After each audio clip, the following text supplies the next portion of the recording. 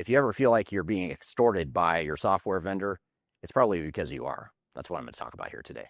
My name is Eric Kimberling. I'm the CEO of Third Stage Consulting. We're an independent consulting firm that helps clients throughout the world reach the third stage of digital transformation success.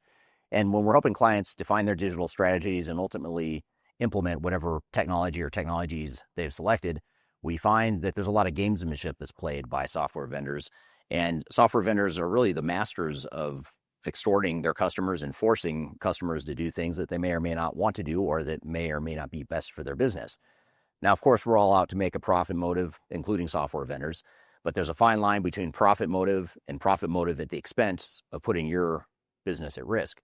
So what I want to do today is chat through and talk through some of the things that are signs of potential vendor extortion, as well as at the end of this video, I'm going to talk about some mitigation strategies you can put in place to ensure that you're in control of the project and not your software vendors. So that's a clip from my YouTube video. You can find the full video on my YouTube channel. And it's a clip where I talk about how the enterprise technology and ERP software industry is a lot like the Mafia. It's a lot like organized crime. It's something that I've struggled with throughout my career, something that has made me love and hate this industry all at the same time, but I love it just enough to stay in it and be excited about trying to do something about it. And one of the things I've done is I've written a book about it called Welcome to the Machine. It's out on May 1st. You can find it on Amazon. You can pre-order it now for a discount. You can get the physical copy, hard copy, or soft copy, soft paper or paperback copy or hardcover copy. You can get that shipped to you anywhere in the world beginning May 1st. But that's what we're going to get into today, episode 270 of Transformation Ground Control. We're going to talk about this industry. We're going to talk about the nuances of the industry, just the things you need to be aware of to make yourself successful against this backdrop, this challenging backdrop, but it's not impossible. That's the good news. This is episode 270 of Transformation Ground Control. Welcome to Transformation Ground Control. Ground Control. The podcast that covers everything related to digital transformation. Whether you're embarking on an ERP implementation, supply chain transformation, or any other business or digital transformation, this podcast is for you. 3, 2, 1. Ground control to Major Tom. Welcome to episode 270 of Transformation Ground Control. And today's episode, we're going to talk about the enterprise technology industry, how it's built, how it's structured, how people are incentivized, and how customers, through their own dysfunction, their own internal dysfunction, oftentimes get sucked up by the machine. And this is actually the root cause of what leads to so many digital transformation and ERP project failures. My name is Eric Kimberling. I'm the CEO of Third Stage Consulting, an independent tech agnostic consulting provider, and also the sponsor of this podcast. I'm your host here today and excited to get into today's discussion because we're going to unpack something that has been on my mind that I've really struggled with throughout my whole career, and that is the nature of this industry. Now, I poke some fun at the industry at times. Some get a bit uncomfortable when I do, but I'm fairly vocal, and I've become more vocal as I get older and more established in the industry. But one of the things I talk about in my new book, which is called Welcome to the Machine, one of the things I talk about is how the enterprise technology industry operates on the same organizing principles as organized crime. And that's a strong statement. It's a bold statement. Many might be offended by that. Many might be shocked that how dare I compare this industry to the Mafia or to organized crime? Now, to be fair and to be clear, I'm not suggesting that anything the industry is doing is criminal. In most cases, it's not criminal, even when there is legal action taken. Those are more exceptions than the norm. There's plenty of failures and lawsuits in this space, but for the most part, most organizations have more moderate and more well-intentioned failures, we'll call it. They're still failures.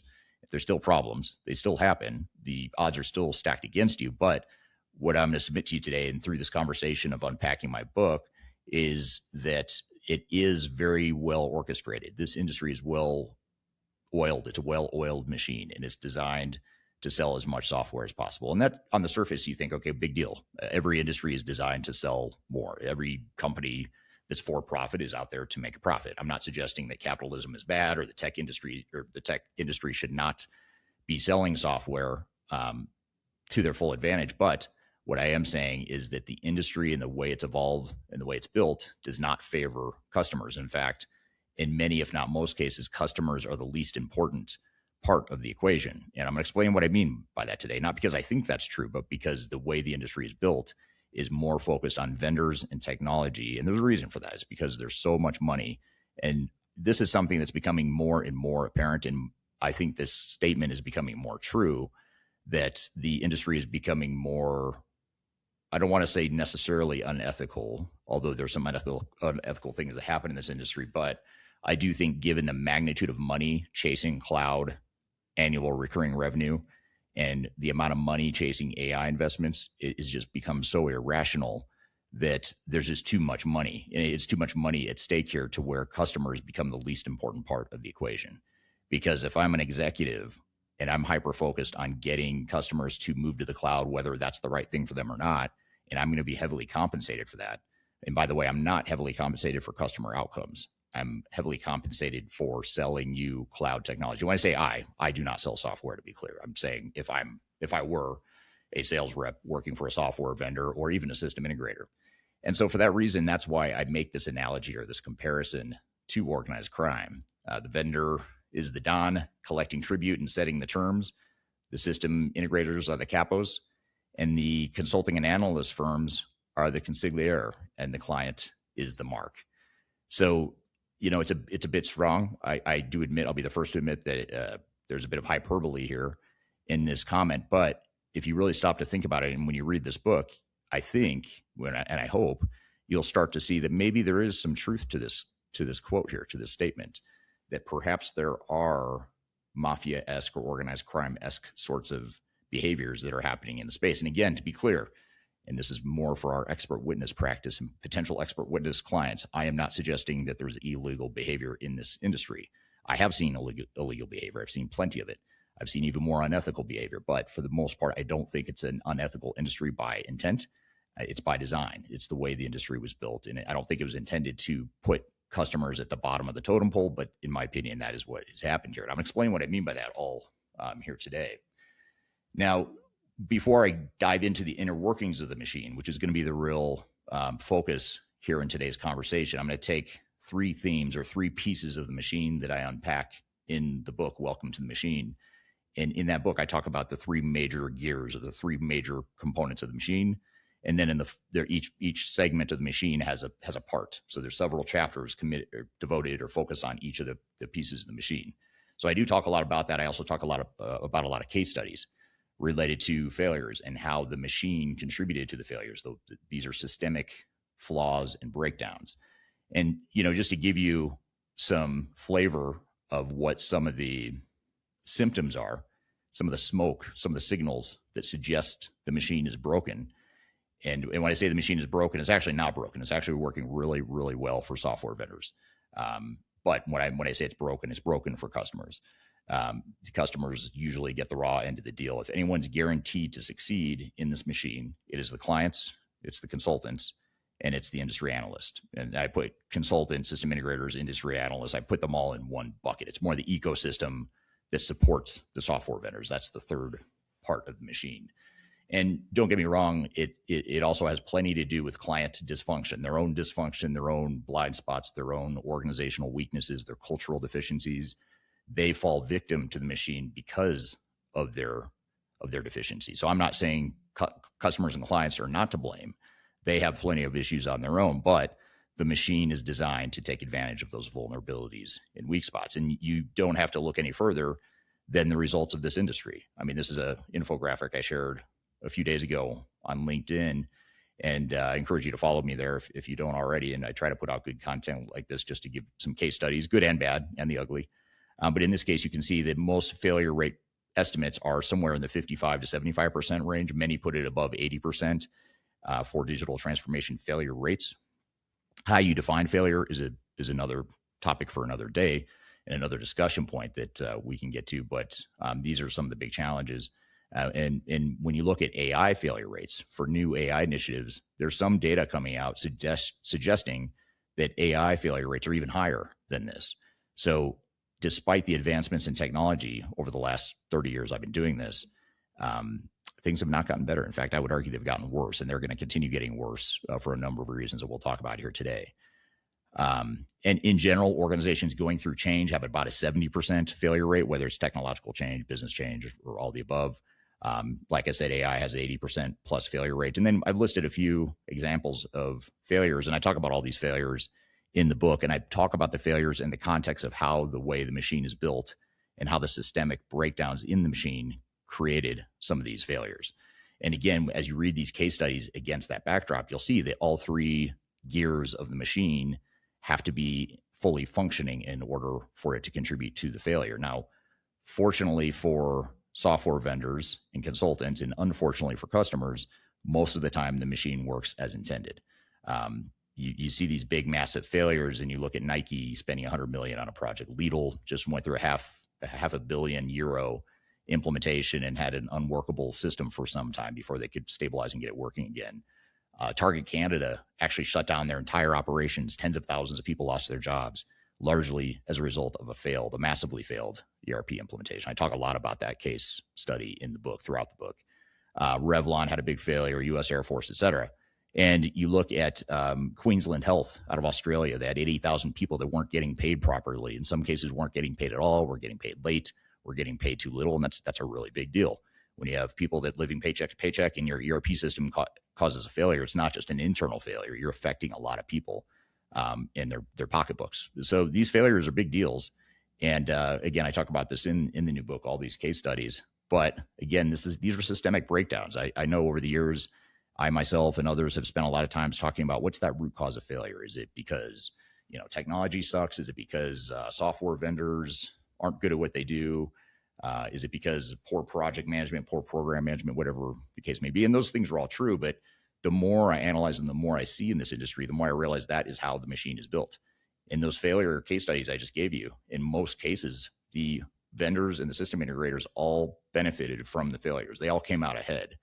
But those organizations that experienced the failure were absolutely on the short end of the stick. And that's the problem with the industry here today. And, this is something where, over time, I start to get the feeling that maybe I've covered all the failures that are out there. I've covered all the major failures. I've done tons of videos about it, tons of case studies, tons of newsletter articles, just unpacking and understanding why these projects fail. But then something new comes along, and I find that there's so many failures out there that are public record in many cases, even more, tons more, exponentially more failures that you don't hear about because they aren't large established organizations. And that's where things become interesting, is because you see just how often that happens. Now, this is a video that Shane Kennedy on LinkedIn posted. I hope he doesn't mind me stealing his content here. To be fair, I did put in the comments here. Thank you for sharing, Shane. I wasn't familiar with this case study. I may have to steal your idea to cover it. Do you have the same video on Instagram or TikTok I could stitch a remix with? But I kind of preempted him in the spirit of getting him in or getting him some airtime here as quick as possible, because I really like this video. Real simple case study. I actually didn't know who this person was, but I started following him. In fact, I have not followed him. I'm going to do it right now, real time in front of you. Follow Shane if you get a chance. But here's a case study that he identifies out of Australia, which I believe is where he's from as well. So this is about a 1-minute clip. Let's take a look at this. The Australian government spent $341 million on an ERP program that delivered nothing to production, not a single capability. And the lessons are ones every organization needs to hear. GovERP was an ambitious attempt to standardize ERP systems across more than 100 federal agencies onto a single SAP S/4HANA platform. Finance Minister Katie Gallagher called it, and this is a direct quote, an abject, eye-wateringly expensive failure. The independent review panel that published the GovERP Reuse Assessment Report agreed. 5 years, $341 million, zero production outcomes. According to this great article from Innovation Oz, 3 things killed it. First, naive centralization. Forcing 100 agencies with completely different mandates onto one platform was never realistic. Second, a single vendor was locked in without competitive procurement before anyone understood what agencies actually needed. And third, ownership changed hands mid-program and accountability evaporated with it. These aren't unique government problems. They happen in the private sector every single day. Now, the panel's advice here was clear. Smaller scope, shorter timeframes, agency-level ownership, and competitive procurement from day one. The SAP ECC support deadline is still December 2027. Now, every agency that was waiting on GovERP is now on their own, and the clock is ticking. So what do you think is the single biggest lesson from GovERP and future ERP programs in government or the private sector? I'd love to hear your perspective in the comments. So be sure to follow Shane and drop your thoughts in the comments there. But this is a really good video. I really like this video. It's first of all, the production value is very high. He's a very good presenter, and I like how he just broke this down in a really basic, simple way. And this case study, and the way in particular he analyzes this case study, points to a lot of the conflicts in the machine, this whole idea of the machine. So he talks about how the first root cause of failure was their desire and their intent to move to a centralized, standard, single operating model, single set of tools with SAP. And that sounds good in theory, and even technologists that work for end customers a lot of times like that idea because it sounds so much easier in theory to have one system rather than a bunch of disparate siloed systems. But you look at what vendors do, they are highly, highly incentivized to get as many of you as possible onto their vanilla generic cloud ERP solution, because that's the way they scale. That's the way they maximize their profit. And that's the way, more importantly, they get that annual recurring revenue, that ARR, which is the most important metric that software vendors are rewarded on. And they will do anything they can to get that number up. And if that means that the GovERP program in Australia or any other organization throughout the world might suffer and might experience severe disruption, again, that's not the primary purpose of the machine. The machine is designed to get as many of you as possible onto cloud software, ideally public cloud that's not at all customized. It's just using clean core vanilla systems off the shelf. Now, again, I know a lot of you listening are going to say, well, Eric, how else would you implement an ERP system? Why wouldn't you go vanilla, go clean core, go one single system? Again, it sounds really good in theory, but the bigger you are, the more complex you are, and the more unique you are in your industry, the more difficult it's going to be. And again, that's not the concern of software vendors because they are not measured on it. They're not rewarded for it. The entire ecosystem supporting software vendors is not concerned about that either because they are not rewarded for it either. Consultants are paid by vendors. In many cases, consultants make more money. And I know a lot of software vendors or software consulting firms that specialize in SAP or Oracle and Microsoft. I know many of them, if not, I don't know if it's most, but it's a lot of them, make more money from software vendors than they do from their end customers. And stop and think about that. Not only is it more revenue, but that is pure profit to them. So, for example, we're working with a company it's a big SAP consulting firm. They make about 52% of their revenue from SAP, from selling software. It's a recurring revenue, high valuation, pure profit. They didn't invest. There's no ongoing cost to them. So 52% of the revenue and an overwhelming majority of their profit. So stop to think, who do they care more about? Do they care more about SAP, their cash cow, or do they care more about their customer, the end customer that presumably this entire industry was built for? But bad news, spoiler alert, it wasn't built for them. It was built for the vendors. So I'm going to leave you with that, and then we're going to take a quick break. Drop your comments during the break. Drop your comments and thoughts in the comments below. I'd love to hear your feedback. We're going to dive into the book in a lot more detail. We've got a lot more to cover, so stick around. We'll be back with more Transformation Ground Control. When the soul of the city was laid to rest, and the night's forgotten. If you're about to embark on the jungle of digital transformation, check out my new book, Welcome to the Jungle. It's a book that just came out in late 2025. It's my second book, and it's a book that focuses on digital transformation failure case studies and talks about the lessons and takeaways from that.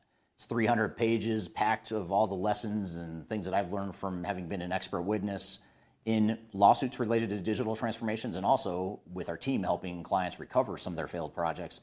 I've included as many lessons as I could possibly fit into one book here. You can read this book. You can order it anywhere in the world in hard copy format, which is this format here. You can get it in paperback. You can also get it electronically as well. Scan the QR code right here or go to the links below for your copy. Hope you enjoy it. Let me know what you think.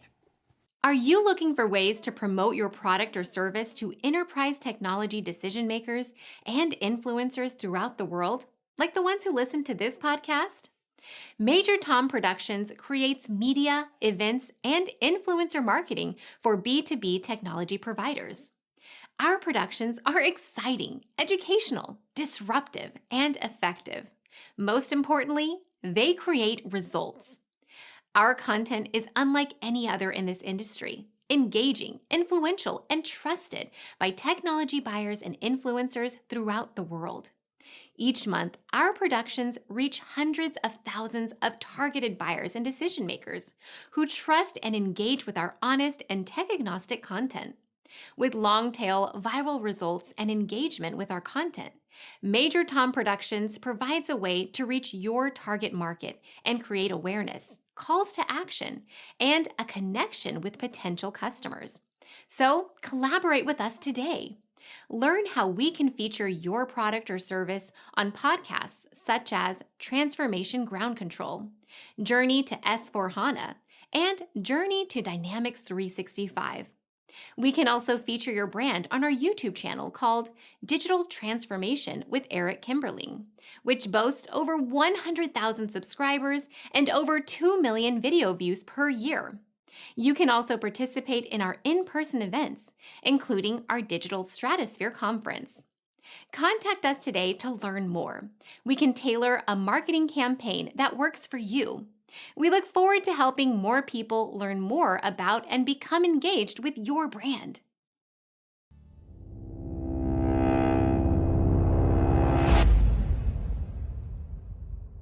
Born of a battle from heaven's hand, and now you know. And here I Welcome back to Transformation Ground Control, episode number 270. My name's Eric Kimberling. We have new episodes of the show every Wednesday at Transformation Ground Control. And again, this podcast covers everything related to strategy, people, process, and technology. And if you have any guest suggestions that you'd like to see on the show, or if you have questions for me, feel free to DM me, drop them in the chat. Love to hear from you.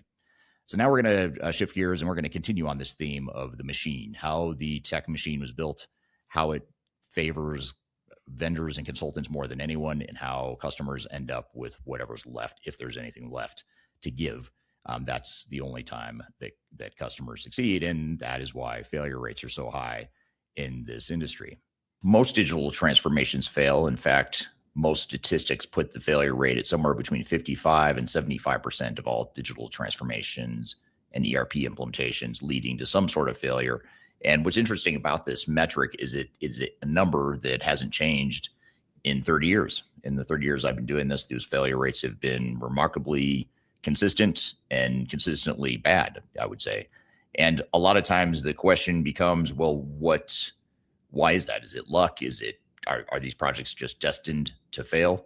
And I'd say it's more of a good news, bad news situation. I think the good news is that there are a lot of good lessons, a lot of ways that you can be successful. And we've seen plenty of clients be successful over the years. But the bad news is that the system or the machine of the technology industry is not designed to set you up for success. It's not intentionally designed to lead to failure, but the systemic breakdowns and flaws with the way technology works and the way the technology industry works in particular, they are all designed to lead to failure. So the question becomes then, well, why is that? What is the machine? What is the system? How do we overcome the system? How do we fight back against the machine?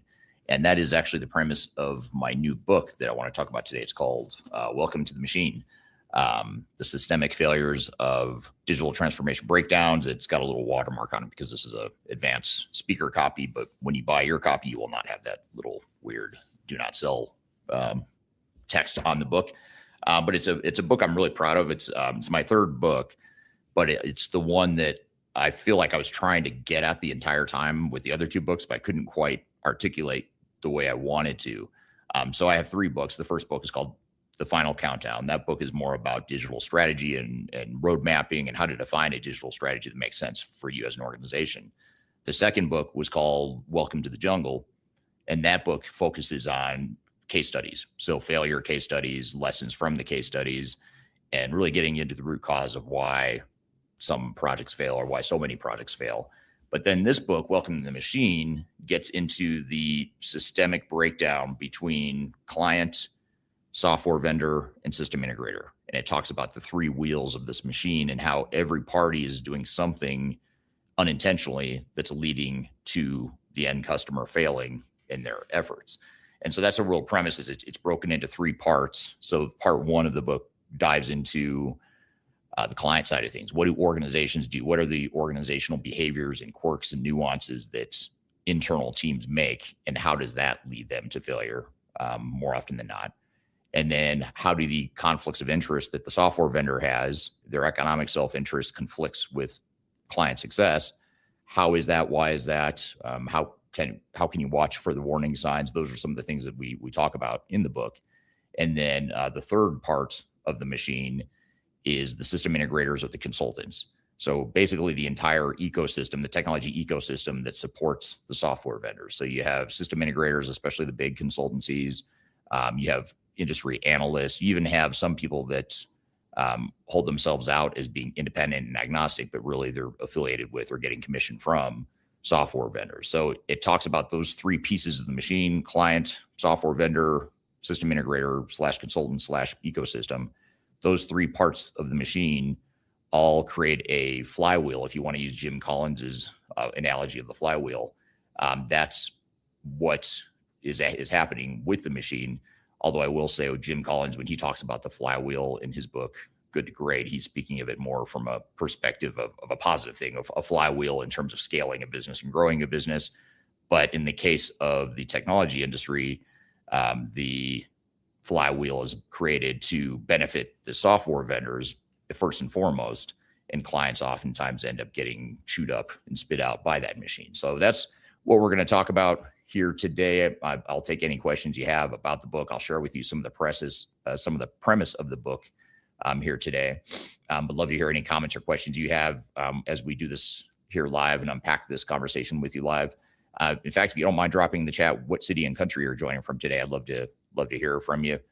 We're streaming to all the major platforms today: YouTube, LinkedIn, TikTok, Facebook, and X, among others. So thank you for joining wherever you are. But just drop in the chat what city and country you're joining from. And then along the way, just drop any chats or any questions you have for me in the chat as well. So I talked about failure rates and sort of the premise of the book: client, technology, and the consultant. If you look at this, what's at stake here, what are the quantifiable failures that are caused by this machine? All you have to do is look at some of the recent failures in recent years that I actually talk about a lot of these case studies in this book, but I also talk about them a bit in Welcome to the Jungle as well. But in the context of this book, Welcome to the Machine, I talk about these failures in the context of the systemic breakdown that happened that contributed to each of these failures. So you have companies like Lidl, which is a grocery retailer out of Germany. They spent 500 billion euros on an SAP ERP implementation. It was a massive failure. I think they've since recovered and they've since operationalized the system. But along the way, they spent a lot of money and they had a big failure, and it took them a lot of time to get it back on track. So Lidl is a common one that I've written about and talked about in videos, and you may have heard about it as well. Target Canada lost $7 billion, largely as a result of their ERP implementation, their failed implementation. In fact, they had to pull out of Canada, I believe, and it caused them to shut down some of their operations. So that was a $7 billion hit that Target Canada took as a result of their failed ERP implementation. Nike lost $100 million in their implementation, and that was kind of an ongoing challenge along the way. So those are some of the failures that we talk about in the book. But what I want to do here is talk about each of the three gears of the machine and talk about, how each of those three gears work and how they unknowingly and unwillingly contribute to problems and contribute to the machine being broken there. So, and one other thing I forgot to mention, the book, if you aren't aware, the book is actually, just like my other two books, is named after a rock and roll song. Welcome to the Machine is a song by Pink Floyd, where they talk about, they don't talk about it from the perspective of the technology industry, but they do talk about, in their own way, getting chewed up by the rock and roll machine and being a rising star or rising stars in the music industry. That's sort of the premise of the song and the main character of the book. But I really like the song and the title because it is a very draconian, dystopian sort of vibe. And I'm a big fan of dystopian books in addition to rock and roll. So I felt like a perfect title for this book. And it is something I've struggled with for 30 years. I mean, I have a bit of a love-hate relationship with the technology industry. I love it on one hand because I love what I do. I love my job. I love consulting to organizations. I love helping them through transformations. I love learning about different cultures and different operational models, different businesses, different people, different countries, all that stuff. I love it. But on the flip side, there's stuff about this industry I really don't like. I don't like how this industry was built, if I'm being candid. I don't like that customers are oftentimes an afterthought. And I think that's probably the biggest problem. If I had to distill it down to one thing, I would say it's technology focused, customers an afterthought, and everyone's self-interest somehow conflicts with that of the end customer, which I think that is the root cause problem of why projects fail, because now you've got advisors and outside experts that are all sort of rigging the system, rigging the game to represent their best self-interest, but those self-interests are more often than not, in conflict with the best interests of the clients. So that's the premise of the book. That's sort of the personal journey. And I know one of the stories I tell in the book is a story about when I first got into consulting and how I was on this project that was at one of the big four consulting firms. It was a software evaluation project for a big Fortune 500 company. And the client was paying somewhere between $1 million and $1.5 million, if I remember correctly, of consulting fees to us. That was our project scope and level of effort and cost. And the whole time we knew we were going to recommend SAP. It wasn't even a question of what we were going to recommend. It was just a matter of how are we going to recommend and justify SAP to this client. And clients paying us $1 million, $1.5 million when we already had the answer on day one. They didn't need to pay us $1.5 million to get the answer. We already had it. So we spent months, assessing operations, doing our agnostic assessment of the project. But at the end of the day, it was clearly going to be SAP. I remember actually asking in a meeting too. I was new to the team. I was new to the company. And I asked, what other systems are we going to evaluate? And I got the weirdest look, almost like that was just a crazy question. Like, why would I even ask that question? And I remember thinking there's something wrong here for the fact that I just asked that question and it was frowned upon and almost like I didn't get it. That was very concerning. And either I'm really stubborn or I do see something that is extremely broken in the system, or it's probably a bit of both. I am a stubborn person, so I have to admit that. But there is something wrong with the system, and 30 years later, I still have that sense of wonder of why is this? Why does the machine operate the way it does? Why is there so many conflicts of interest and that sort of thing? So not a lot has changed in 30 years. Unfortunately, technology's changed. It's really cool. I mean, this is the coolest time for technology, in my opinion. But the fundamental systemic problems in this industry have not changed much at all. So that's a little story I tell in the book. But in the book, I talk about the first gear. Part one of the book gets into the client side of things and what they do that unknowingly contributes. So a lot of times, you look at the behavioral. This is all organizational behavior, by the way. A lot of what this book it's not even really about, it is about digital transformation, but it's also, I try to get pretty deep into the organizational behavior and dynamics and the organizational psychology of what happens at these different companies that are failing. And you see that it's not like what you might imagine, where there's a bunch of people that are completely incompetent or a bunch of leaders that are just terrible leaders, or they just know nothing about technology and that's why they fail. It's usually not that. Sometimes you do get that, but really the real reason why these projects fail goes a lot deeper. It's organizational dysfunction. It's dysfunction internally. It's dysfunction with your vendor. It's dysfunction with your system integrator, and just breakdowns, communication and alignment breakdowns and economic breakdowns, all sorts of things. But it starts with the client. If it wasn't for the customer, I refer, in using the machine analogy, I refer to the client as the fuel. They're the ones that fuel the machine. The technology provides the main core of the machine, and then the system integrators operate the machine and profit from the machine. So that's sort of the analogy that I unpack throughout it. And so if you start with the client, who's the fuel for the machine, a lot of times it begins with they're starting these projects without a clear purpose, without a clear strategic purpose, other than, we have to move to the new version of SAP or Microsoft because those vendors are discontinuing their product, or we need to move to the cloud because everyone's in the cloud, or we need to do AI. That's a common one we're hearing lately, is we need to do an AI project. And, the first question we always ask is why? Why do you want to do an AI project? What is it you're trying to accomplish? What's the purpose? What's the goals and the objectives and the strategy you're trying to uncover or take advantage of. So the wrong reason to start is oftentimes one of the first dysfunctions or breakdowns that happens on the client side. There's often a leadership vacuum. A lot of times the executive sponsor doesn't have the authority to really provide the solid governance that's required, and or the internal team at the executive level is misaligned. They're not on the same page with what it is they want out of the project. So the executive sponsor's role becomes diminished and watered down and less effective, because no matter how good of a project sponsor or project manager you are, it's really hard, if not impossible, to overcome that level of misalignment and dysfunction at the executive level on down through the organization. There's also a tendency for organizations to want to pave the cow paths. They want to put new software on top of old processes, which leads to expensive old processes. So you can spend a lot of time and money on cool new technology, but you've got the same processes, the same weird, broken ways of doing things, or the inefficient ways of doing things. You just have better technology automating bad processes. And so that's a common challenge we see.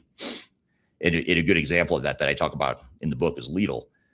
They spent 500 million euros on their SAP implementation. It failed, but what they were trying to do is customize SAP to do business they had always done business, or the way they had always done business. So it was inevitable that project was going to fail. And in my opinion, it had nothing to do with SAP as a product necessarily. It had more to do with the internal challenges that this company faced. Psst. Hey, you like to party? 3 screens just to enter a purchase order? Man, you look stressed. I've been in the system for 40 minutes. I still can't figure out where my approval went.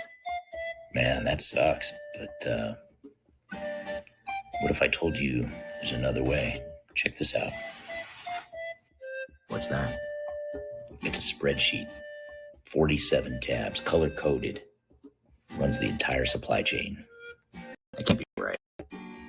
Built it myself back in 2014. No training required. No 3-day go live. Just vibes and a bunch of macros. But the company spent millions on this new ERP system. I spent 12 hours a week making this bad boy. You know what never has a severity 1 incident? This guy. Does it do reporting? Pivot tables, baby. I am the business intelligence. Oh, shoot. That's my boss. Period end closes due tomorrow, and the numbers still aren't dying out. I'm telling you, just try it. Just try it this one time. You won't regret it. So that is a character I developed called Spreadsheet Guy. I was just having fun one day and thought it'd be fun to create a caricature of the type of person that exists in every organization that resists change in some ways. They've got all this tribal knowledge in their heads. They've succeeded through heroics. They've succeeded despite the crappy old systems. The company can't survive without them. Oftentimes, they could be a supporter of change, but more often than not, they're a subtle, passive-aggressive resistor of change because they are the most threatened. But to their credit, they are also the same ones that have held it together for a long time.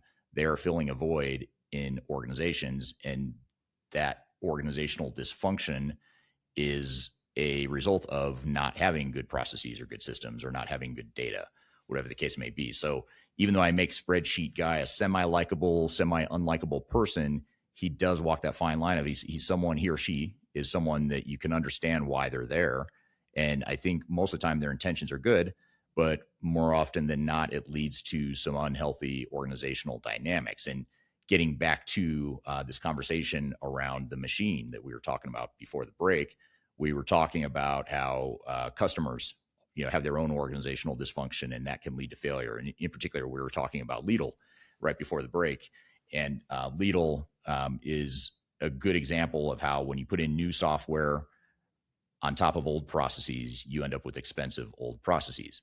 And this example of Spreadsheet Guy that I just talked about here, he is, again, he's filling a void, and he's creating a solution that's in many cases easier, sometimes it's better, sometimes it's not, than what an ERP system can provide.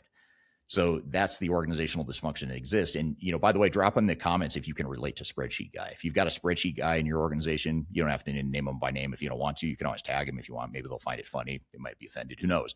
But you don't have to mention them by name if you don't want, but I'd love to hear your feedback if you know someone, if there is a spreadsheet guy at your organization. And I'll play you another clip from it later. It's an ongoing series. And like I said, I have a lot of fun doing it. I usually do it in hotel rooms when I'm traveling, and I've got nothing better to do at night. After a long day, I just want to be a little creative. I'll create I try to do some of these short videos with spreadsheet guy. And there's also a short documentary that I'm doing, a mockumentary, if you will, about him that'll be on my YouTube channel soon.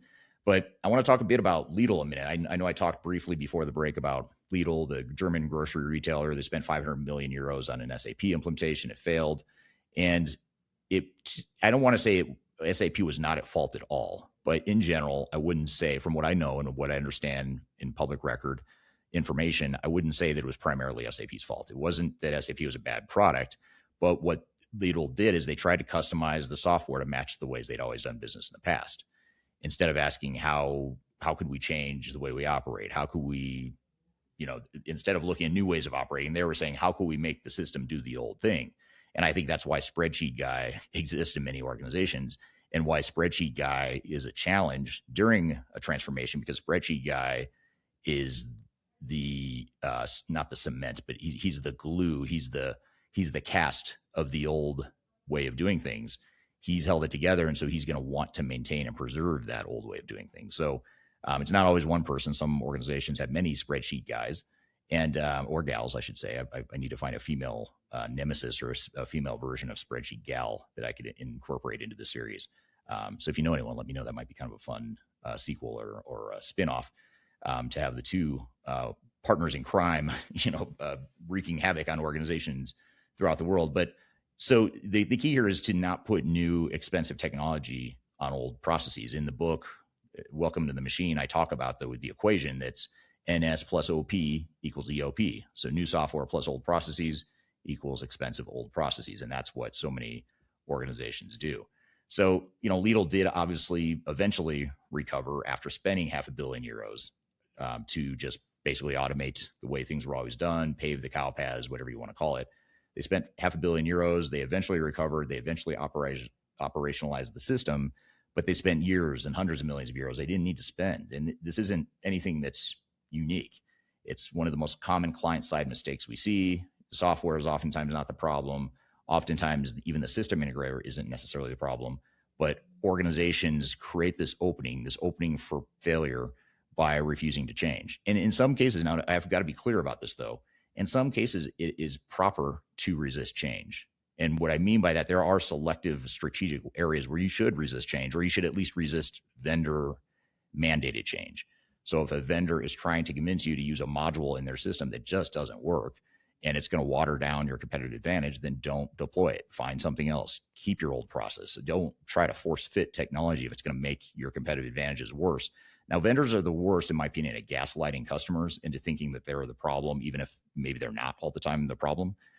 So you just have to have a strong backbone and a strong stomach and a spine, basically, to be able to stand up to vendors and say, look, I know you want to sell me whatever, but this is what we're doing. This is why we're doing it.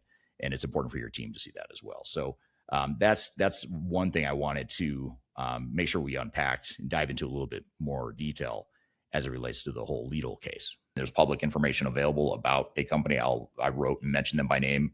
I also anonymized several different client case studies, and I don't mention them by name just for confidentiality purposes, but I talk about, even among our own clients, what are some of the challenges? What are some of the project recoveries we've been exposed to and privy to? What were the problems that led up to that? I talk a lot about expert witness engagements and some of the challenges that those cases had. But again, I don't talk about these companies by name unless there's public information available about them. But so there's a lot of, it's packed with case studies. There's a ton of case studies in this book, and it's a pretty long book too because of that. But I wanted to put as many examples and real world stories as possible in the book, more so than my other two books.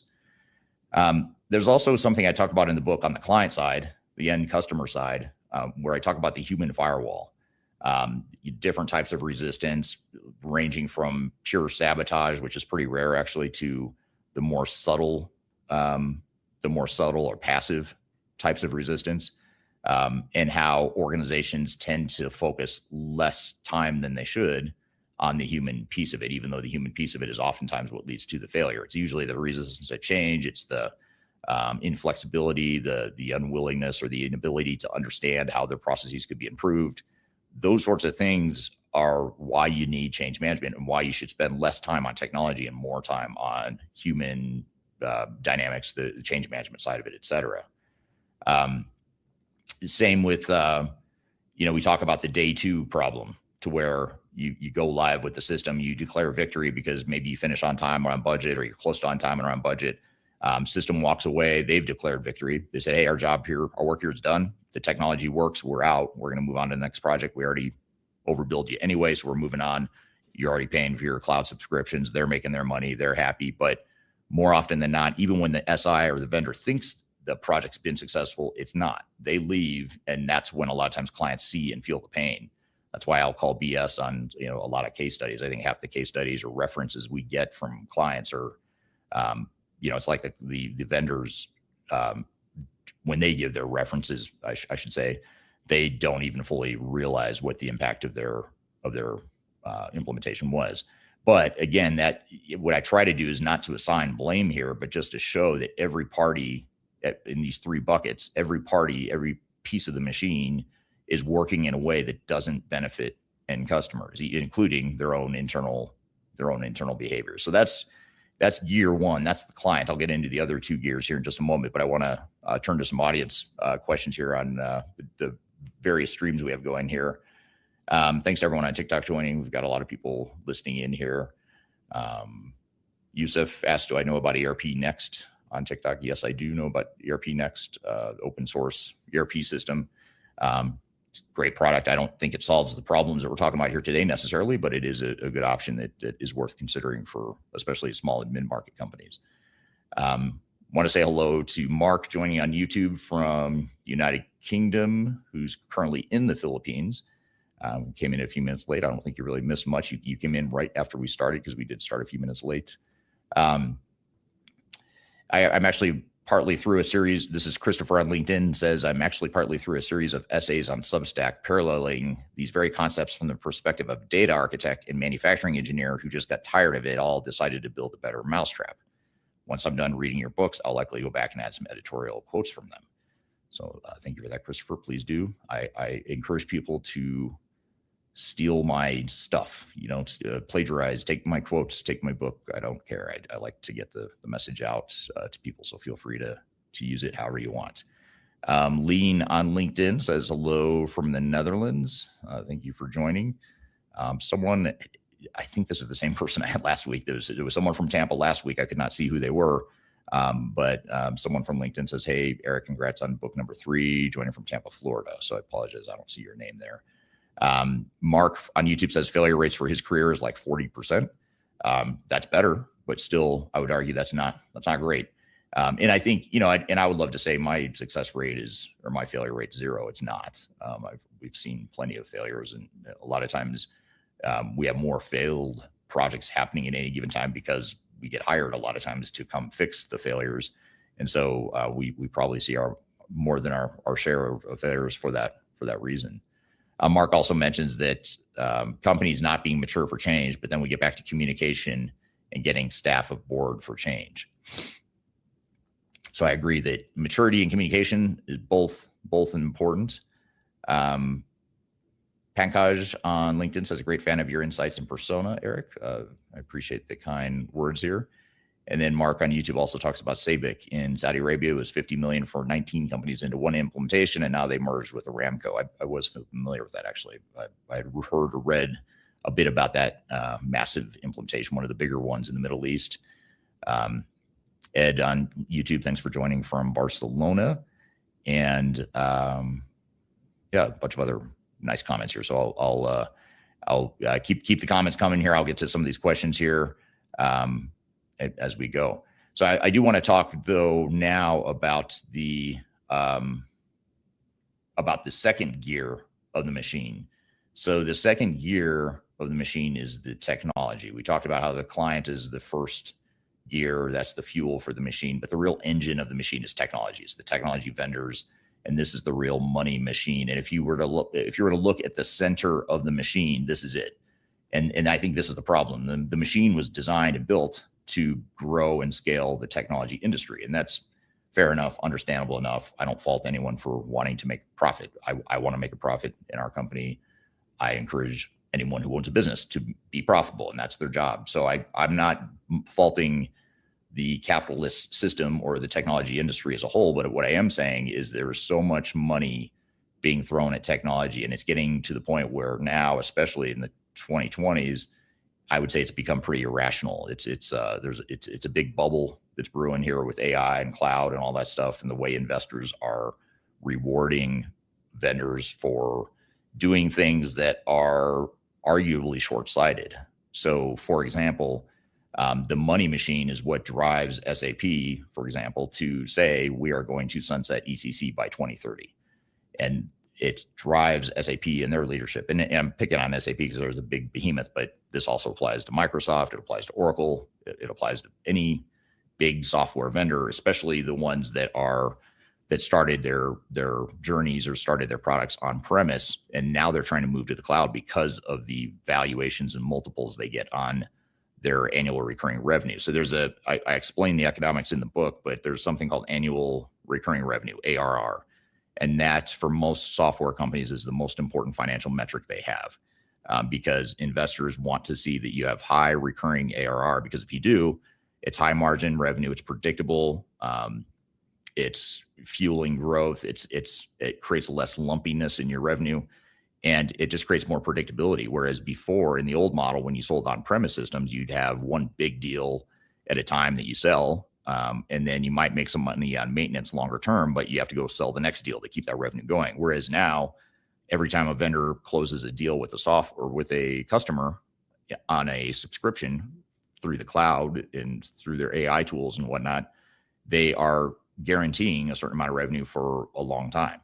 And cloud systems are more expensive longer term for customers, but they're more profitable for vendors. So now investors are looking at ARR saying, if you can get your ARR up to X amount, that's our goal, or we're going to reward your stock. You're going to make more money as a company. Your share prices are going to go up. Executives are compensated on ARR. Everyone in the industry is focused on ARR right now. But keep in mind, ARR equates to higher fixed cost and higher switching costs for customers. So again, that economic self-interest right there is a direct conflict, because obviously the more money vendors are making, the more companies are spending. So, that in and of itself isn't entirely a problem. It's a bit of a problem, but it becomes a real problem when companies make other bad decisions as a result. They move to the cloud maybe when they shouldn't, or they don't realize how inflexible some of these cloud tools are, or they don't realize all the escalators on the cost side and how much it's going to cost them long term. So things like that are what add up and what would get these companies into trouble or create problems for their customers. There's also, things that the vendor does in addition to just the money machine, the money being thrown at cloud and AI and annual recurring revenue, or ARR. In addition to that, the vendor has other plays in their playbook they've been running for 30 years, and it continues to create problems. It's things like, the sales process mismanaging expectations, overselling capabilities, overselling modules and licenses or subscriptions that you don't need. Just completely going in to maximize your own self-interest as a sales rep, but it ends up harming the customer in many cases. And it's pretty rare that you see the super honest, above board salesperson who says, hey, this project's going to kind of suck. Or, hey, you don't need all the software you're buying from me. You need half of what you're buying. It's very rare you see that. When I do, I actually really gravitate towards those types of sales reps and vendors that are more forthcoming. And there are some out there, but they're almost fighting an uphill battle because, again, the machine doesn't reward that. The machine rewards you to minimize risks, to oversell capabilities, to oversell software, and to get customers locked in, because the minute you have them locked in, you can raise costs, you can do whatever you want in the future. And I think that's where the machine is really going to be exposed here, I'd say in 10 years, when companies, we haven't yet seen the full cycle of cloud system replacements. So now that everyone's migrating to the cloud, there's going to be a wave, just like there is every 10 to 20 years, where we outgrew the system, or the system doesn't work for us anymore. We need a new one. When that wave of cloud replacement systems happens, it is going to be such a disaster. We're here talking about the technology machine, how it affects customers, and how you can navigate it. We've got a lot more to cover. We'll be back with more Transformation Ground Control. I met her in a club down in Old Soho, where you drink champagne and it tastes like Coca-Cola. C-O-L-A. If you're leading a digital transformation or ERP initiative and you want to avoid the costly mistakes that most organizations make, that's where Third Stage Consulting comes in. We are an independent and technology advisory firm, meaning that we don't sell software, we don't take commissions from vendors. Our only job is to protect your interests and be on your side.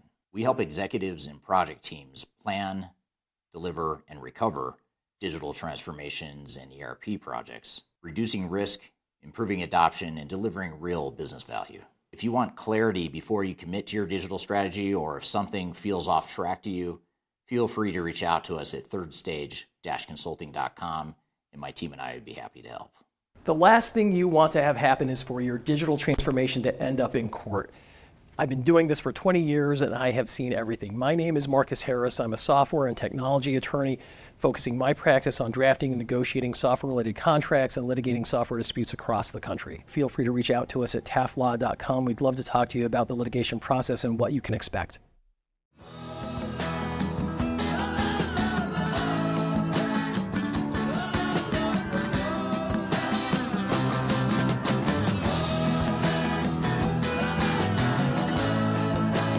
We can't close the books without the data that only he has, so I have to call him on vacation again. Hey, me again. Sorry to bother you. So yesterday you mentioned the vendor pricing sheet was in your email? Yes. I searched final, version 7, do not edit 2, but I got 14 results. Yeah, you want the one from March, I think. Does it have a yellow tab that says Steve's numbers? They all have a yellow tab that says Steve's numbers. Weird. Okay, new issue. The monthly accruals. Karen in accounting says you usually send her a file the last day of the month. Oh, yeah, I send that manually. Right, so where does that file come from? I build it. From what? A few things. Can you be more specific? There's a query I run and then I adjust it. Adjust it how? Based on what feels right. Based on what feels right. Okay, got it. Amigo, I've been doing this for 8 years. I know when the numbers are off. It's like a vibe. A vibe. Our accruals are based on a vibe. Hey, real quick, I gotta go. They're doing a conga by the pool and I'm not missing it twice. But wait, one more thing. The freight surcharge calc. Nobody can figure out the logic. That's easy. Column F times column J minus the adjustment to the hidden tab. There's a hidden tab? Right click and unhide. It's called miss in lowercase. No space. Or maybe one And space. what's in it? A lot. Freight, landing costs. Don't delete any of it though. Okay, they're starting the conga line. Vamonos. Talk soon. So, spreadsheet guy, what a character. And this is a follow-up I did from the original spreadsheet guy. It's one of the series here where he goes on vacation. And obviously the point here is when you've got that tribal knowledge, that single point of failure within your organization, it's very difficult, if not impossible, for your business to function, which is why so many organizations want to get off the spreadsheets and reduce that dependency on any one person and move to a central operating model, central system, all that stuff. So just wanted to play you that funny spin-off or that funny sequel, or I think it's funny.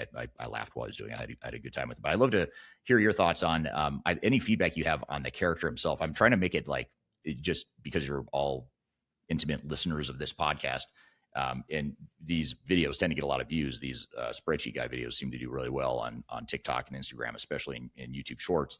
But I'm trying to find that right balance of making spreadsheet guy likable and relatable, but also a little bit of a pain in the ass, because I feel like that's what most spreadsheet guys and gals are. They're right in the middle there. They have many times good intentions, but in some cases they're difficult to work with, and that's the balance I'm trying to find. So any feedback on how I can further develop this character, I love any feedback you have, because I do not have a Hollywood background or a screenplay background, so I'm new at this, but I am having fun doing it. So we were, before the break, though, talking about a bit about the 18 or not the 18-month lie. We're going to come to that here in a minute, in just a few minutes. But we were talking about the people overselling, the vendor community overselling.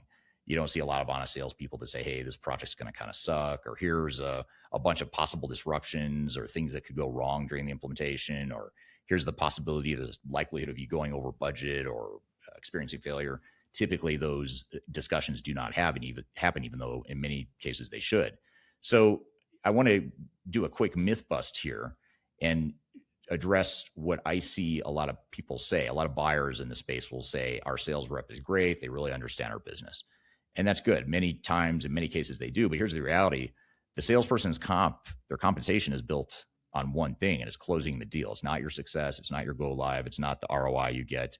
It's getting the deal. More specifically, getting the software deal. That's where most of the industry is making the most money, is get you locked into a 5-year, maybe a 3-year, maybe longer subscription cloud contract. And everyone's benefiting, make a lot of money off that. Everyone from the vendor to the consultants to the investors, the analyst firms indirectly are getting money because now the vendors are paying them more money because they're more profitable. So now they can pay the analyst firms more money. So when they tell you that the timeline's 18 months, data migration is going to be smooth, and you're going to need all the licenses or all the subscriptions right now for all of your employees, that's where you push back. And you might like your sales rep, but you can still trust but verify. How are they getting paid? What do they get paid to tell you the truth? What do they get paid, and what do they have to gain if they're 100% honest with you about what's going to happen and what to expect in these projects? And I think if you ask yourself that question, you could see why the truth doesn't come out when it needs to. So that's the bad news. The good news is you have an opportunity to get the truth out. You can demand questions. You can dig deeper. You can ask for independent outside advice. You can reach out to me. Our team will help you. There's a lot of different ways you can get the truth, the reality, get the dose of reality. And I know some honest sales reps do exist. I've met them. They're rare. They're not. They are more likely to lose deals, though. I do see some really good sales reps I really like and I respect. They'll lose deals sometimes when you don't think they should. And they might be the more honest, more above board people, but someone else in the room isn't. A competitor might come in to lowball a deal, knowing that it's not at all realistic, or maybe they just don't have the complete understanding of the client. And I see some really good sales reps lose deals because they don't tell the customers what they want to hear. Sometimes they tell them what they need to hear. And I suppose that's the beauty of being in my role at Third Stage Consulting and being tech agnostic and not being tethered to any software vendor or any narrative or any Kool-Aid drinking that most get stuck in. Is we can come out and say things that are on the surface might sound shocking, but if you really think about it, you ask yourself, well, is it really that shocking? Is what he's saying that crazy? Or is it just that no one talks about it? And the reason no one talks about it is because there's a lot of money at stake here and we can't talk about it. If we are part of the vendor community, if we're a system integrator, most ERP consultants, most analyst firms, we cannot talk about it because it hurts us financially. So we're not going to do it. So just, keep that myth in mind. You might like your salesperson, you might like your vendor, you might like your system integrator. I'm sure they're good people, but just know that the machine is built and the system is built to benefit them, not you. You don't need all the software you're buying from me. You need half of what you're buying. It's very rare you see that. When I do, I actually really gravitate towards those types of sales reps and vendors that are more forthcoming. And there are some out there, but they're almost fighting an uphill battle because, again, the machine doesn't reward that. The machine rewards you to minimize risks, to oversell capabilities, to oversell software, and to get customers locked in, because the minute you have them locked in, you can raise costs, you can do whatever you want in the future.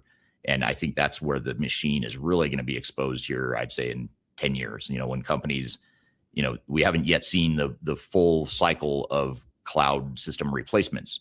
So now that everyone's migrating to the cloud, there's going to be a wave, just like there is every 10 to 20 years, where we outgrew the system or the system doesn't work for us anymore. We need a new one. When that wave of cloud replacement systems happens, it is going to be such a disaster. And I don't say that as a pessimist. I say that as a realist. It is going to be a mess because companies are going to have so much trouble getting out of their contracts, getting out of the vendor lock that's been created right now. And they're going to have trouble getting their data out of the system, migrating to a new system. It's just not going to be fun. And I know software vendors will say, well, you won't have to because you're future-proofed. That's a load of garbage. You're not going to be future-proof. You're just going to have, you'll have a new system for now, but someday that's going to be outdated, or someday even in the cloud, or even as much as they're investing in innovating in these ERP systems, companies will outgrow the systems. They will change. They will grow. They will evolve in a way that doesn't necessarily align with the software vendor. So the vendor playbook is setting up customers in a pretty tricky situation. Data migration, this whole time I've been in my career, and even more so now, Data has been one of those afterthoughts or things that lead to a bunch of problems and failures.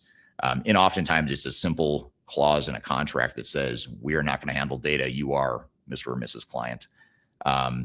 We will provide, give us the data, we'll put it in the system, but we're not going to clean it up for you. We're not necessarily going to map it for you. It's going to be up to you to do all that. So again, organizations are told that, an implementation timeline is going to be a certain amount and a budget's going to be a certain amount, but they oftentimes don't have assumptions correct around data migration. And that begins with the vendor. You have to, again, about being forthcoming. Vendors should be saying, hey, your data is a mess. It's going to take you 6 months longer than you think to implement our product, for example. It's going to take you 6 months longer than you think because of data. They don't do that because they want to accelerate revenue. They want to de-emphasize risk. They don't want you to fully understand the risk because they don't want to create fear, uncertainty, and doubt in a way that leads you to not make a decision or to not buy their software and services to go with it. There's also the customization paradox. I think a lot of, on one hand, customization is a challenge. It can create a lot of failures and challenges and struggles, but customization, in my opinion, is a necessary evil in some cases. There are times you're going to need to customize. And I think that's a problem with the cloud model right now is it doesn't reward tailored solutions because, again, back to the whole second gear of the machine, which is the center of the machine. The center of the machine is placing a higher premium and a higher value on homogeneous types of implementations. They want, in a perfect world, everyone to implement a vanilla version of their software because they can scale better. The software vendors can scale better and they can support the cloud model a lot more efficiently and profitably if everyone's using the software the same way. That's not in the best interest of customers, especially in the for-profit sector, in the private sector, because companies that are for-profit need to be different. They need to have a competitive advantage. They need to beat their competition. They need to do things differently. They need to create competencies that no one else can replicate. And the cloud software model is favoring these generic vanilla solutions. And so that right there is another problem with the machine that's becoming more apparent now in this cloud environment that we're in now. And then now you add to the machine, the whole trend of AI. And, I've seen data that suggests AI deployments or AI initiatives have even higher failure rates than any other ERP or digital transformation, which I believe actually, because there's so much misunderstanding about AI and so many unrealistic expectations about it and so much lack of focus or lack of purpose for organizations. So I'm not surprised that the failure rates are high, but again, technology is taking center stage. Vendors are getting rewarded for the more they invest in AI, the more they push AI out to customers, the more they charge customers for AI. So again, the economic self-interest run in direct conflict with the end customers. And that's the unfortunate part of this. Now, the good news in all this, by the way, I didn't mention this before. The good news of all this is you might think so far as I'm saying this all out loud, I'm trying to think if I'm listening to this discussion right now, it sounds like a pretty dark, negative book that's just a lot of complaining about what's wrong with the industry. It isn't really, because what I do is I'm not complaining about it. I'm telling you how the system is structured. And then part 4 of the book, I actually talk about, okay, that's the reality. I would love to say I'm going to change this in the next couple of years, so don't worry about it. It'll be better soon. I don't know. I don't think that's true. I don't think this is going to get better. I think, the reason I write books like this, the reason I started Third Stage Consulting was to fight things like this, to create a tech agnostic model that only represents clients' best interest. We do not care about software vendors in the least. And I don't mean that, I don't want to sound overly harsh or flippant, but we could care less about the profitability or ARR of a software vendor. We want to see them succeed, of course. We want them to support their customers well. I like a lot of the vendors and a lot of the technologies that are being provided out there. But at the end of the day, we as a company do not care about the economic self-interest of software vendors. In fact, we could probably care less about that. We care about our softwares, or our customers succeeding, our clients succeeding. And so that's why I started the company. I think that's making a difference. I think more independent tech agnostic voices that have emerged in recent years, I think that is helping, but I don't think it's going to change overnight because that money is so powerful. I mean, it actually is pretty insane. We get it, just as a side note, we get offers all the time from software vendors like, hey, if you recommend our product, we'll give you X% of the recurring annual revenue, because there's that much margin built in, and it's that important for them to get that recurring revenue that they're willing to share it with us. And that's the problem. That's another problem that I'll get into in just a moment. The consultants are chasing that money too. And we have resisted that. We will always resist it because that's a core part of our business model and who we are and our culture and our philosophy and just our value system. So that is one thing I can say is we will not chase that money, even though I will be the first to admit we could be a lot bigger and a lot more profitable if we did somehow align with or get money from software vendors. And I'll talk about that here in just a moment. I'm going to come back to that point when I talk about the third part of the machine. So back to the audience here. Mark says, I love working on both sides of the table, the SI or the customer. I love working on both sides of the table, the SI or the customer client. So that is interesting. Mark also says, being copied to me is the ultimate compliment. Interesting question here from Megan on LinkedIn. Based on your book and looking at what's wrong, do you think this industry can be fixed? And what would it take to fix it? Or what would be the first step? So I guess I'll give you the pessimist answer first, and then I'll tell you the more optimistic glass full perspective. I'd say no, I don't think the industry can be fixed. But what I do think is that customers can fix their role and their place in the machine, and they can navigate the machine without getting chewed up by it if they do things right. And that is what part 4 of my book talks about is here's the problem. Here's how these 3 different parts of the machine work. Part 4 gets into here's what you as an organization need to do. And the first step is just to be aware of it. I think that's the first thing, because this is the kind of stuff that vendors don't want to talk about. I don't know. I'd love to hear from software vendors. I'm sure there's some listening right now. I'd love to hear from you if you are a software vendor, and I know some vendors, some people are afraid to comment. I get like secret direct messages on LinkedIn and social media all the time from people that say, I can't post this publicly. Please don't share this, but I totally agree with you. It's rigged. It's unethical. It's whatever. We're told to sell a certain way. And I've gotten so many interesting validation stories that I don't share, because I don't want to implicate anyone or throw anyone under the bus that's in the industry, especially if they themselves see the problem and want to be part of the solution. The last thing I want to do is expose them in a way that hurts their career. But what I will say is I think there's more people in this industry that agree with what I'm saying and what I think about this industry, but they can't say it. Because if I work for SAP or if I work for one of the big 4 consultancies or if I work for Oracle or Microsoft, I can't have this conversation with you right now because that hurts my company's, it hurts my company's self-interest. So again, back to the money thing. The money creates a lack of transparency here in the industry, but because I don't make money from vendors, I can say this stuff. But I know a lot of people in the industry agree with me, and not everyone does. And I love hearing from people that don't agree with me. In fact, I like hearing from them just as much as the ones that do agree with me. So, I want to say hello to Ken. Good morning, Ken on LinkedIn. Big fan of Welcome to the Jungle. Thank you for that. I would say if you like Welcome to the Jungle, I think you'll like Welcome to the Machine even better. By the way, I'm going to put up a pre-order. I'm so, as good as I think I am at marketing sometimes I forget the most important things, like give you a link to my book and give you more on that. So let me pull it up and I'll pop that up here in just a moment because I do want to share the link, because if you do buy it before it's released on May 1st, it is a steal. It's 30% off. If you get the electronic version, it's only $7 if you buy it before May 1st, because to be candid, just to be transparent in how the book sales machine works, the more pre-sales I get, the higher it'll pop up on Amazon's rankings, and the more it'll get pushed out to more people. So that's my real incentive here, is to get it out to as many people as possible. So I will pop that up here in just a moment for you. So anyway, thank you for that, Ken. I'll give you a link here in just a moment. Third Stage Consulting says, do you know if the incorporation of AI into transformations have increased failure rates? I'd say, yeah, the data shows it. And I think it also, it's validated through our own experience, because what AI is doing is it's creating more opportunity. There's more of a greenfield, wide open possibility for AI, which creates more options and more chaos, more opportunities for misalignment internally, More money is being chased now because of AI. So it's creating a lot of the same, or it's amplifying a lot of the same behaviors that are inherent in any ERP or digital transformation.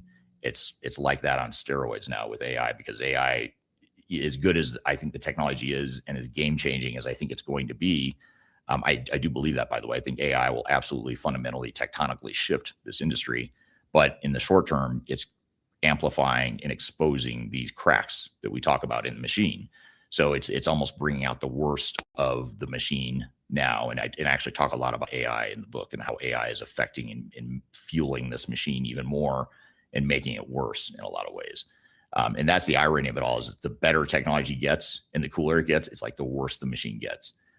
So that's the problem.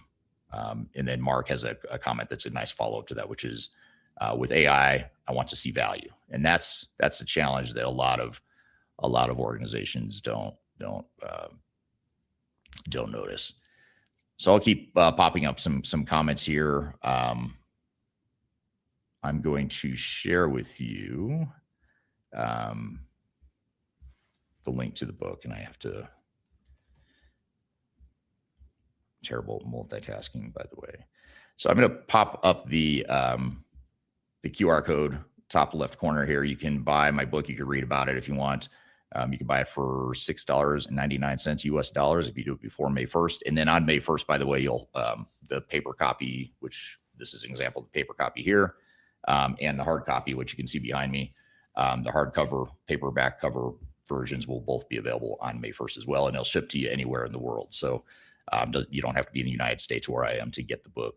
In fact, my last book, Welcome to the Jungle, it's the best-selling country was the United States, but number 2 is Germany, which is really interesting. I'll be curious to see if more people in Germany buy this book as well. UK, I think it did really well as well. So Germany, UK, anywhere, Europe, Middle East, Africa, Latin America, wherever you are, you can get the book. So be sure to check it out there. So keep the comments coming in. I'll keep the QR code up there while we're doing that. But before I get to more questions here, I want to get to the third part of the machine, because this is an important part. So we talked about the first gear of the machine is the client. Second gear is the technology, the software, the vendors. And then the third gear of the machine is where it all comes together. If the customer is the fuel for the machine, the technology is the engine of the machine, who operates the machine? Well, it's mainly the consultants. It's mainly people like me, but the less unbiased and more affiliated consultants are the ones that are operating this machine.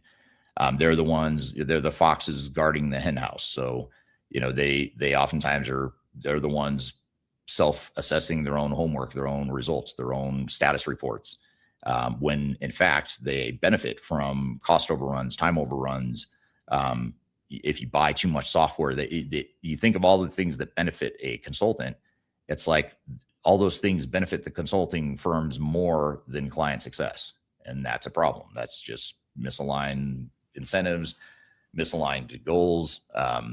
Software vendors want to sell as much software as possible, as quickly as possible.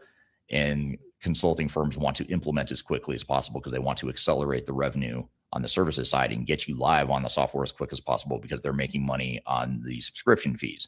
So there's companies out there, it's amazing to me, some of the economics and the profitability of consulting firms. And this gets back to the point I made earlier, is it's actually harmed me short-term financially to be an independent consulting firm like Third Stage, because I know how much money we could be making as an organization if we took money from software vendors and took a cut of revenue that they generate through our clients. We would make a lot more money, and that would be pure profit. So in other words, if I were to call up SAP or NetSuite or Microsoft and say, hey, I want to be a partner, they would gladly accept, and they would gladly pay me probably, I'm guessing, between 20 and 30% of that annual recurring revenue that they generate from software vendors. And I know a lot of big consulting firms that make a majority of their revenue from that money. So that's the other irony here, is you have to look at, why would consultants be so biased?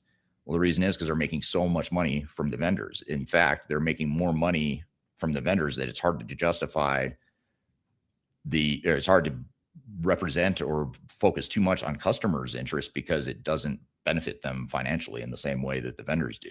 And that's the whole reason, again, why consulting firms, industry analysts like Gardner, Forrester, et cetera, they're all being paid by software vendors. So they're all, they're creating this ecosystem of believers that overlook reality and overlook risk and overlook negative parts of the industry. And so fox guarding the hen house is a real thing. Bait and switch, bait and switch is a very common thing, especially for larger consulting firms. You get these really high quality people selling the deal, leading the charge, but then you end up offshoring the work to, people with cultural differences, people that don't speak the same language, or young people that don't have a lot of experience. The other thing is the 18-month lie. I talk about that a lot in the book. There's a whole thread throughout the book that talks about the 18-month lie, because it seems like, I don't know why this is, it's been this way for a long time. It seems like most proposals I see gravitate somewhere around 18 months for an average mid-market company. Now, some of our larger clients, it's 3, 4, 5 years is the estimate. And even in those cases, they're underbid. But the whole point of the 18-month lie, whether or not 18 months is applicable to you or not, is the fact that so many sales reps and consultants will use a cookie cutter approach to say 18 months, we can slam in this technology and get it done.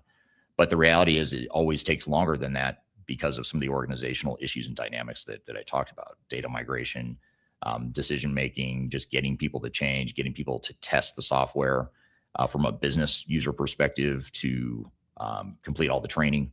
All that stuff just takes extra time. And usually the software vendor implementation plans and proposals don't account for those realistic assumptions. They assume that everything is going to be perfect, and that creates challenges there.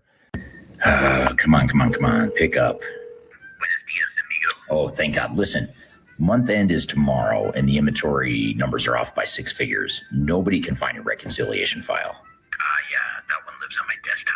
Your desktop, your physical desktop in the office that you're not in.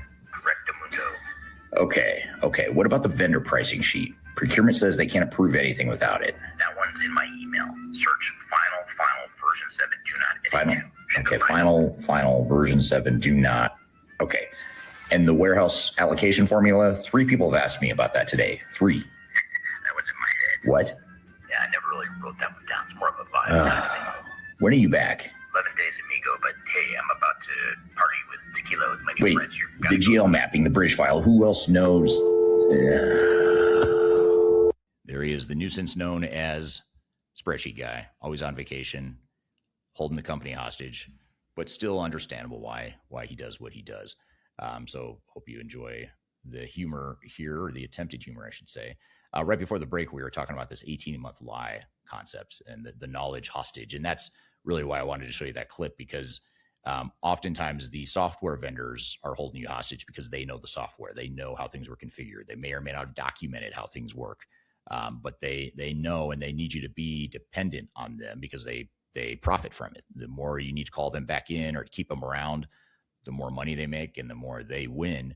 And that's not in your best advantage, your best interest. And the same goes for some of your internal resources. You've got spreadsheet guys in your organization, spreadsheet gals in your organization. They're also holding you hostage. So this knowledge hostage situation isn't just software vendors and system integrators and consultants that are creating the hostage activity. It's also, in many cases, your own people. And those people, the bad news, good news all at once is that, you need them on your project. You need to get out of their head what they do so that you can automate it, or, build a workflow around it, build a system around it. The bad news is they are not incentivized to do that. Their job is at stake, or their perceived value to the organization is threatened at that point. And that is why they do it. It's usually not because they're bad people and they just want to be as difficult as spreadsheet guy is in the videos. Usually they're incentivized. They have a self-preservation or self-interest they're trying to fulfill.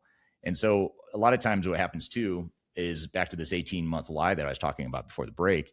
If you ever get an ERP proposal, a lot of times it's 18 months. And the reason is because 18 months is a magic number that vendors and system integrators seem to have landed on. Now, a lot of times the 18-month story might be a little bit longer, a little bit shorter, depending on, the size of the company and whatnot. But, I do have data, and we've done research in the past that shows that the average implementation timeline actually is 18 months. So it's not totally arbitrary, but it is an average. So an average does not apply to most organizations, but so many vendors use that as a cookie cutter boilerplate and just say, okay, best case scenario, if all these assumptions come true and all these rosy optimistic assumptions come true, then yes, we'll do it in 18 months. But the problem is most of the rosy, overly ambitious assumptions don't come true. Usually organizations can't move as fast as the software vendor and the consultants can because they've got a business to run. They have decisions they have to make. There's usually competing priorities. There's a lot of reasons why the timelines that vendors provide is not realistic and the budgets they provide is not realistic. So usually, some examples of how 18 months quickly turns into years is because you'll have something like data migration and cleanup. It's your job as the customer to clean up that data and migrate it. It might only be one bulleted assumption in a contract somewhere that says you're responsible for it, but that could easily add 3 to 6 months to a project. If you want to do full business testing, user acceptance testing, conference room pilots, that can add another 2 to 3 months. And that is so critical. You have to do that. If you don't do that well, then you might as well not do the project. So, but having said that, they usually do their system testing. They might do some integration testing, they being the vendors, but they rely on you to do the user acceptance, the conference room pilots, and it's up to you to decide if and when you're ready to move on into the next phase of training and go live production. End user training can take an additional 1 to 2 months. But again, usually software vendors and system integrators will say, we'll train the trainer, but it's up to you, client, to go train your people. And that's another 1 to 2 months. It easily gets added. Change management oftentimes isn't on plans. That can add months to a project if you do it right. It's going to add a lot more than that if you don't do it right. So either way, you're adding time to the project, whether you do it or not. You're just adding more time and money to the project if you don't do change management and if you don't do it well. Integration to other systems, that adds months because you're almost inevitably going to have some legacy systems or some regulatory types of systems. Like if you're in food and beverage or pharmaceuticals, medical device, aerospace and defense, you're going to have third-party systems you have to integrate to, and it's not an option to not integrate with them. So that's going to add to your timeline. So the one thing I'd say for this section of the book and for the conversation is don't trust the vendor's timeline. You want to build your own plan, your own complete plan that includes some of their inputs, but adds more realistic assumptions and adds some of the missing pieces of the plans that software vendors and integrators typically provide. The knowledge hostage, I talk about that thread as well, where the knowledge transfer between consulting firm and client and customer doesn't happen the way it should, because again, it's not in the best interest of the consulting firms. They actually benefit if you are hopelessly dependent on them and have this sort of a codependency on them on solving every problem that you have. And I know there's a fine line for a lot of people that say, hey, but we're not experts. We don't do this for a living. We don't do ERP implementation. So we need the experts. And you do, but the way you manage them and the way you govern them, I would say should be more like the way you would manage a contractor that's building a new factory for you. Or if you're a leader and you're going out to acquire a new company, I guarantee you're going to take a hands-on approach and be actively involved in understanding and learning what you need to learn to be successful in those initiatives. But for some reason, leaders in most organizations tend to shy away from these projects. They tend to just want to relegate responsibility to someone else when they would never do that when they build a new factory or they enter a new market or they acquire a new company. Any sort of big strategic initiative, leaders intuitively are involved and intuitively know they need to be involved. But when it comes to these technology projects, they take a different approach and sort of just hope that the experts will handle everything for them. They want that easy button, which doesn't exist. So the knowledge hostage is something we talk about. And then I also talk a lot about the analyst community. I think the analyst community in some ways is the most damning part of this whole machine because they're the ones that add credibility to it all. They're the ones that say, hey, we've got this magic quadrant that shows that this technology is the best thing since sliced bread, but they don't tell you that, well, guess who commissioned that study? I know customers pay for that research, but vendors are commissioning studies that make them look flattering. I mean, it's a whole strategy that marketing departments at software vendors have. And I've had people argue with me online that no, Gartner does not take money from vendors. It's absolutely not true. Now, I'm not saying every analyst at Gartner is compromised or getting paid off by vendors, but Gartner as a company, Forrester as a company, they make money from software vendors. And you just have to ask yourself, am I getting completely unbiased information if the vendors are involved in paying for these studies and these quadrants and that sort of thing? And so the problem with this part of the machine is that it makes people think that there's third-party validation of what the vendors and the consultants are all saying. So you look at this quadrant and you think, okay, I mean, everyone's saying that this is the best thing ever, or that, you know, my odds of success are super high and there's not much risk in these projects. That is misleading, because now you validated the machine. You validated the economic misalignment, but you made it seem as though it's not there. It's almost like you're gaslighting the customers now. You've lied to them. You've convinced them that the vendor narrative is true, when a lot of times the vendor narrative is not true. And the consultants are saying the same thing because they're making money from the vendors. They're saying the same thing because they're getting money from the analysts. So that's the real challenge here, and the thing that is the unfortunate reality. And again, I don't think you're going to change that. There's just too much money and too much momentum behind it right now. But again, like I talk about in the book, there's solutions, there's ways around it. And the first step is to understand the inner workings of this machine. And I will be curious to see over time. I want to conduct a poll to see how many vendors read this book or how many vendors and consultants, you know, people that are part of the second and third years in the machine, how many people read and agree with this book versus end customers. I wrote it more for end customers, but I think vendors and sales reps and consultants, anyone who's interested in this industry, will absolutely benefit from it. And I think you should read it. And I'll be the first to admit I'm completely biased, but you should read this book, because I think it'll be very eye-opening, and it'll help you understand how just the realities of how this works. Mark thinks that AI is rubbish.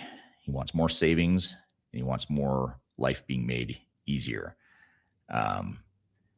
He also wants more openness and transparency. I think you'll like this book, Mark. I think you should buy it, because and then he says the reason Germany has so many buyers in my book because it's the home of SAP, which could be the case. Question here from Ken on LinkedIn says, why don't these customers hire more independent consultants? Why do you not have partnership agreements with the software firms, or who do not have partnership agreements with the software firms? It's a great question. I think companies for a long time didn't really know that independent consulting firms existed.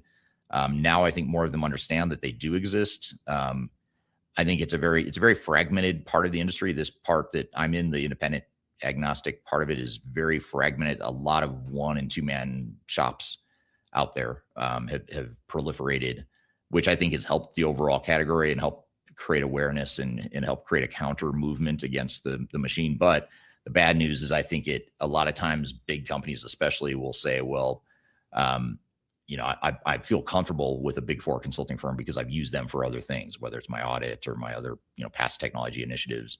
And then the Big Four firms are really good at convincing you that you don't need an independent consultant, or that they can somehow be agnostic, which is complete garbage, or rubbish, as Mark would say on YouTube.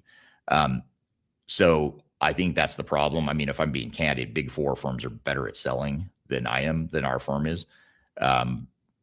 That's part of the problem. Until we as a company get to be bigger in scale, I think we will continue to struggle with that a bit. You know, and it's not always, by the way, it's not always like us versus Big Four, but Big Four don't like independent consulting firms. They just don't like, they don't like, I'm sure most of them don't like that I'm having this conversation right now and think I'm full of crap or whatever for exposing them.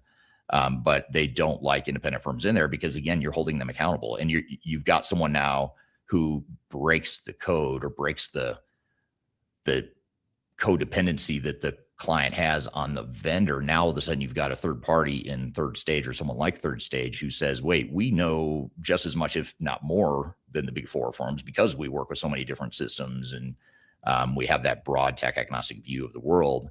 I would argue we know more about these projects and how to make them successful. And we're not the ones that keep repeating the same mistakes like the Big Four consulting firms are. So they don't want someone like us in there calling BS on them. That hurts their revenue stream. A lot of times what we do is we challenge these teams, these bloated consulting teams, and say, why do you have 50 people on this project? Do you need all 50 people now? Are you sure? Let's really dig into this project plan and understand the workflows and justify it and rationalize. They just want to be left alone, and they want to grade their own homework. They want to be the fox guarding the hen house, and they really don't like it. And they really feel threatened when there's an independent consulting firm. And a lot of leaders are afraid to stand up to Big Four firms, by the way. I don't know why it is. It's the weirdest. If I had to pick one super weird psychological organizational dysfunction, it's this reverence that leaders often have for the Big Four. It's like these Big Four firms are failing you. They're screwing you.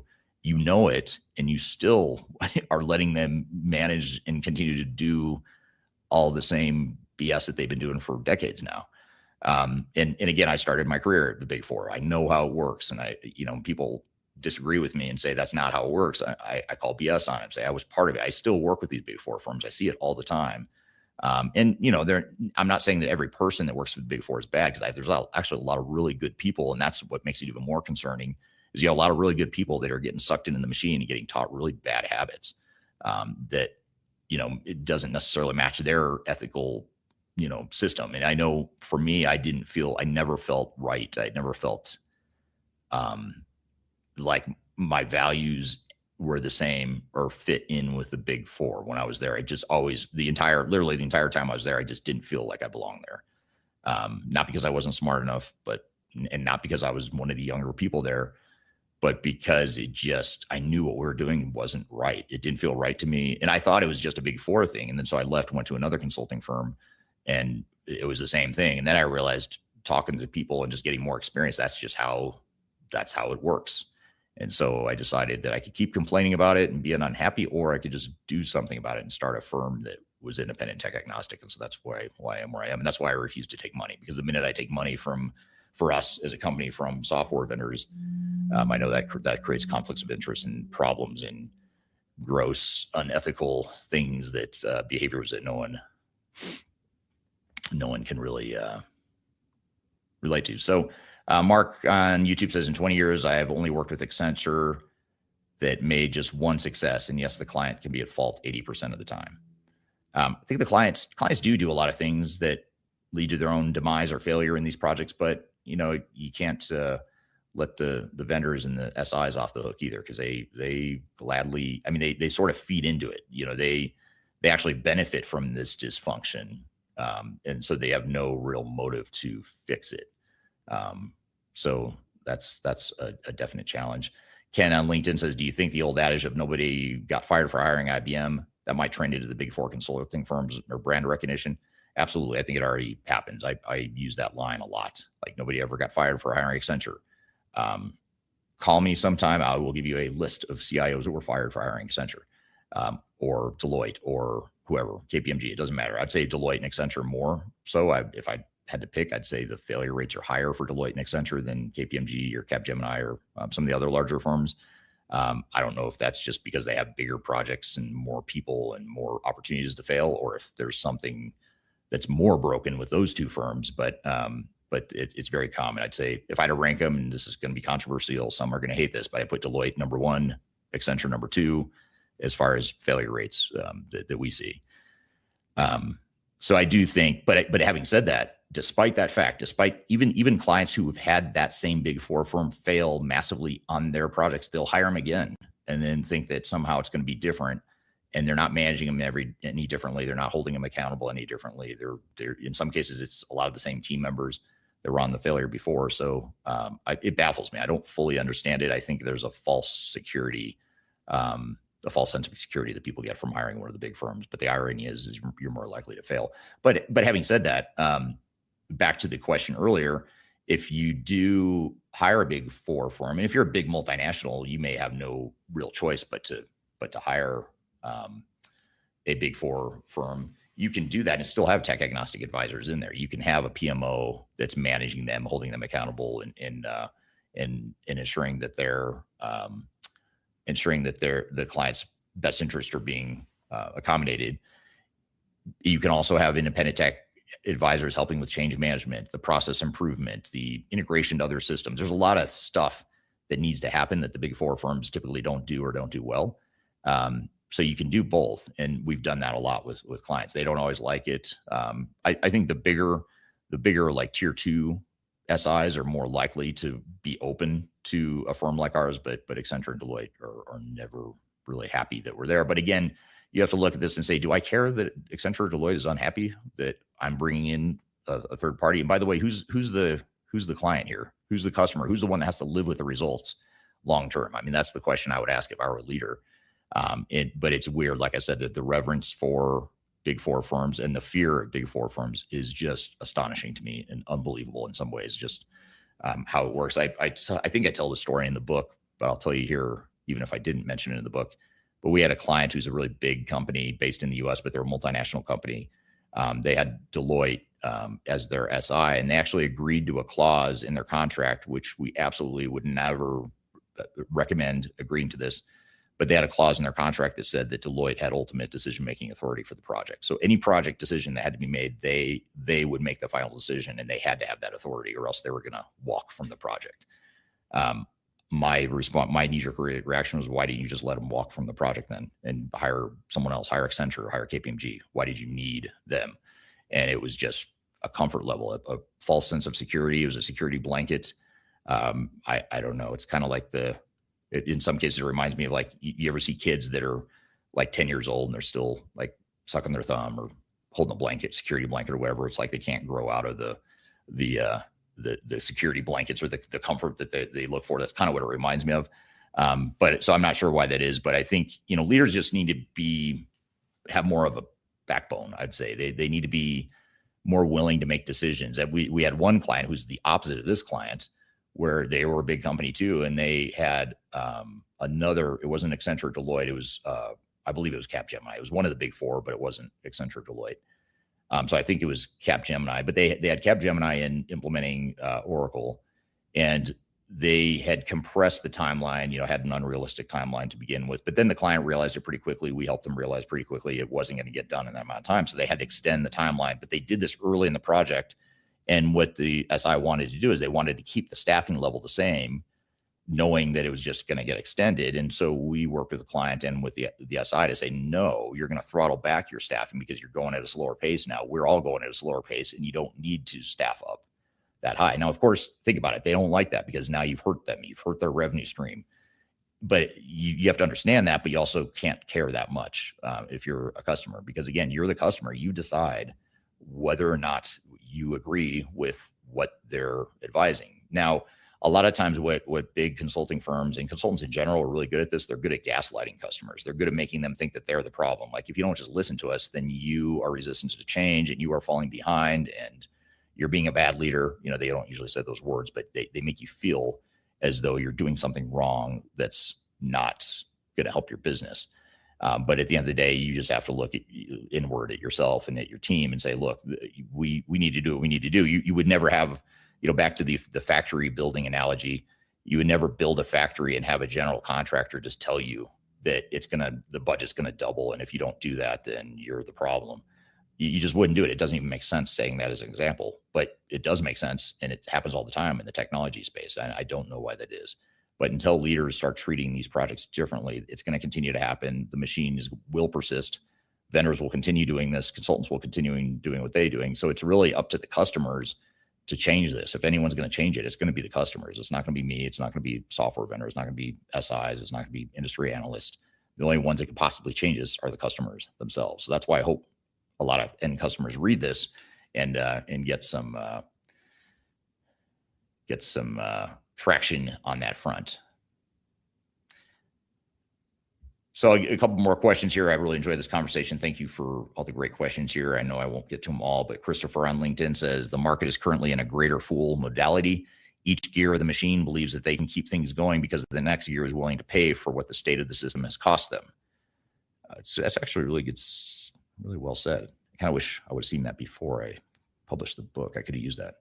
Maybe I'll quote you on social media or quote you on that if you don't mind. That's a great point, because you're right. I mean, it's like if you look around the echo chamber that you're in, if you're part of the machine, you look around the echo chamber, it looks like that's just normal.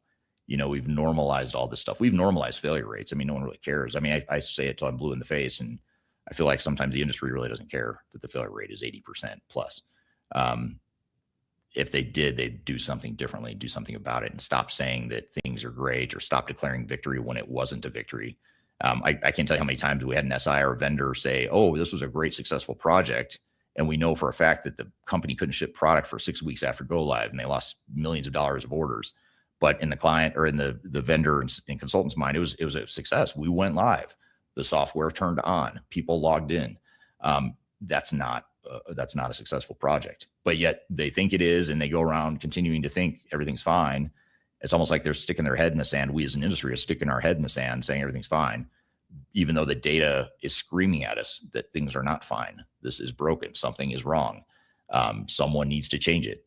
We as a collective industry need to change it. At the very least, the customers need to change it. And I think until the customers start fighting back, it's not going to change. Because why, to Chris's point here, why would you change? I'm actually being incentivized to keep perpetuating the problem. Everywhere I look, I'm making more money when the client suffers. So why would what realistic reason would I want to change it? Now, I guess the beauty of us, I guess we're creating a counter incentive for us as a company, because we don't make money off the vendors. We're only making money off clients. So everything we do, if anything, we're biased the other extreme. We're biased towards the clients because that's where we make our money. And people are self-motivated people and self-interested people, and they will follow the money no matter who you are, no matter how much you want to focus on ethics or doing the right thing. At some point, you're going to follow the money. And that's the way the system was built. So I think that's a really good point. The machine is running perfectly to do what it was set out to do, which is to make massive amounts of money for software vendors and everyone who works for them in their ecosystem. We're here talking about the technology consulting industry, how it's built, how it's rigged, how it's designed to work against you. But we're also talking about how customers can navigate this and make themselves successful and go in with eyes wide open into the technology machine rather than being consumed by it. We've got a lot more to cover. We'll be back with more Transformation Ground Control.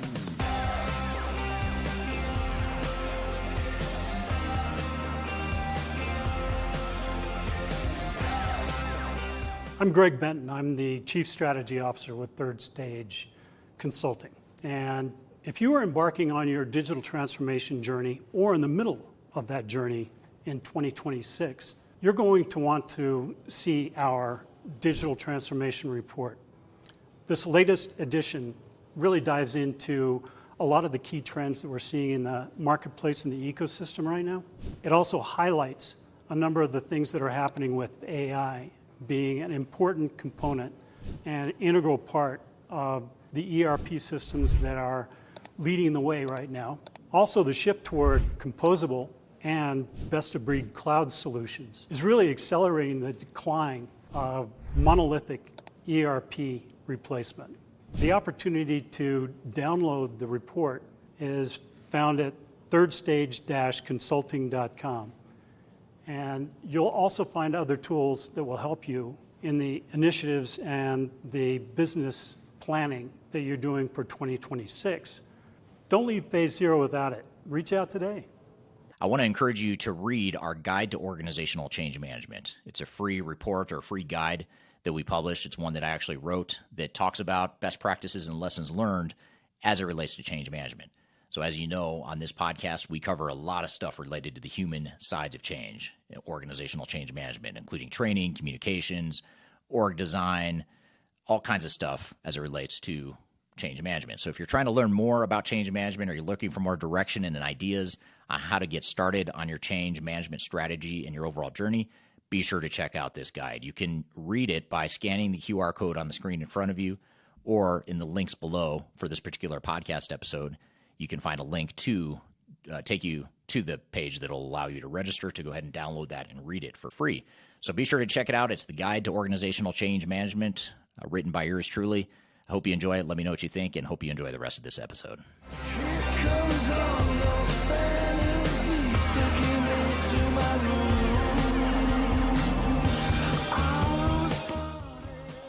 I don't know. I don't see how I can justify this upgrade to S/4HANA. Of course you can. How's that? Oh, it's simple. Cloud, AI, user experience, clean core. But there's no business case. I can't seem to find a positive ROI on this whole thing. Oh, you're looking at this all wrong. So how should I be looking at it? Because there is definitely a business case here. Okay, what is it? Well, let's see. Okay, you're going to spend $20 million on your upgrade to S4. According to my math, you are going to save $10 million. How?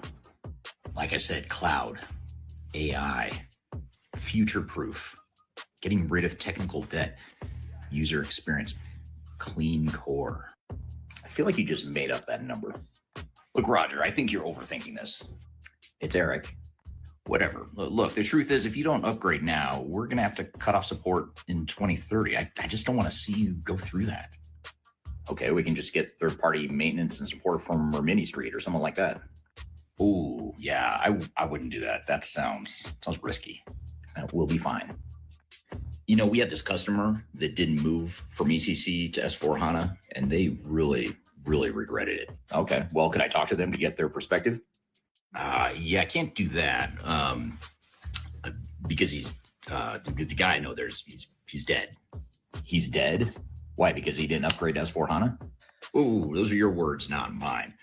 Look, all I'm saying is that ECC sucks, and it's just not future-proof. What the hell does future-proof mean? And by the way, you're the one that sold me ECC. Well, yeah, back in 2023. Look around us. Things have changed. It looks exactly the same. Michael, I just don't want to see you get left behind. It's still Eric. Why are you just staring at me? Okay, now you're just being weird. Silence speaks louder than 1,000. So, fun little video. I made a short skit parody about the sales process with SAP. And to be fair, it's not just SAP. It's often like that, negotiating with any ERP software vendor. And, back to this theme that we're talking about as it relates to the machine.